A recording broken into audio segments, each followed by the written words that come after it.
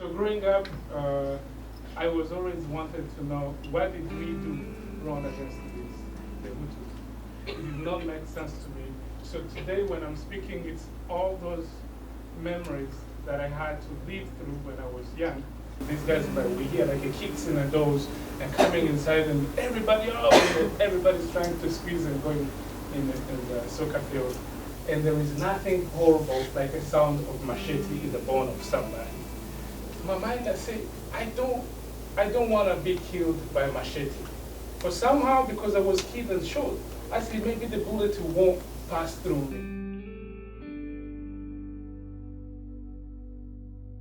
Hearing his story, even though it was two different events that happened, obviously the Rwandan genocide and Stoneman Douglas, I saw a lot of my story in his, and I could relate to what he went through and the struggles and the pushing through and moving on, and I could just relate to the message that he was sending out.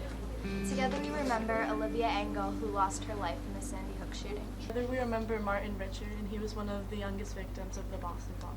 Together we remember Rachel Scott, who was killed at Columbine High School. Together we remember Leopold Sosha, a Holocaust epicenter.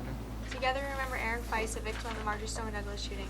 We remember Hamza Mustafa, a victim of the attacks in Christchurch. Together we remember Trevor Martin, a victim of gun violence. Together we remember Cecil and David Rosenthal, brothers who were killed at the Tree of Life Synagogue.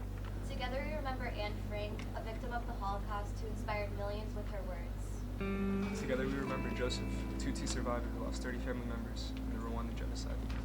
Together we remember Joaquin Oliver, killed at the Stoneman Douglas school shooting, to keep the conversation of violence alive and to work to find peace. The rising of the sun and its going down, we remember them.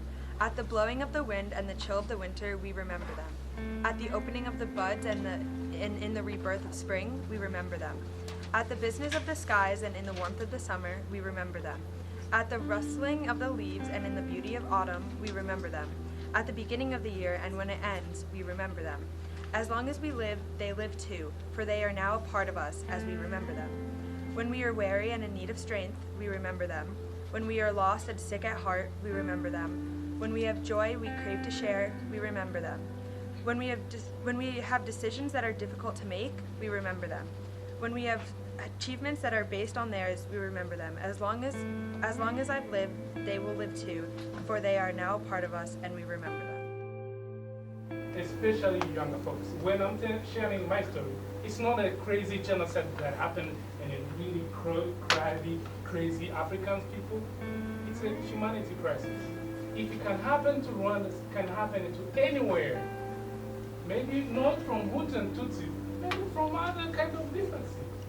Right, and actually when you leave this class, you see a poster on the wall over there. Elie Wiesel said that when you listen to a witness, you become a witness. So we all just heard you, and now it's our responsibility to tell others about your story.